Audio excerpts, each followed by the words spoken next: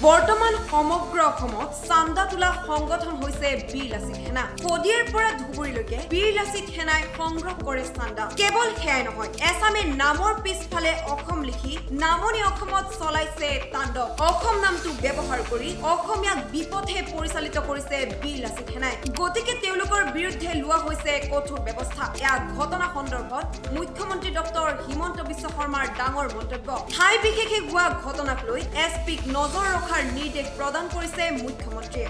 বৰ্তমান অসমত শদিয়াৰ পৰা ধুবুৰীলৈ পইচা উঠোৱা পাৰ্টি বীৰ লাচিত সেনাই আছে। গতিকে তেওঁলোকৰ বিৰুদ্ধে আমি কঠোৰ ব্যৱস্থা লৈছো আৰু কঠোৰ ব্যৱস্থা ল'ম। বাকী ঠাই বিশেষে যিসমূহ ঘটনা আছে তাকো মই কালি এছপিক কৈছো যাতে তাৰ বিষয়ে নজৰ ৰাখে। এছাম সন্দেহযুক্ত লোকে পিছফালে অসম উপাধিটো লিখিও বহুত ডাঙৰ তাণ্ডৱ নামনি অসমত চলাই আছে। যেনেকে এটা নাম কিবা ৰিজু অসম নে ঋতু অসম, তেওঁৰ নাম কিন্তু ৰিজু আহমেদ নে ঋতু আহমেদ। অসম নামটো লগাই এতিয়া গোটেই মানুহক বিপথে পৰিচালিত কৰাৰ কামতো তেওঁলোক লাগি পৰিছে, বিশেষকৈ নামনি অসমত। গতিকে এই সংগঠনটোৰ বিৰুদ্ধে চৰকাৰ কঠোৰ হৈছে আৰু কঠোৰ হ'ব।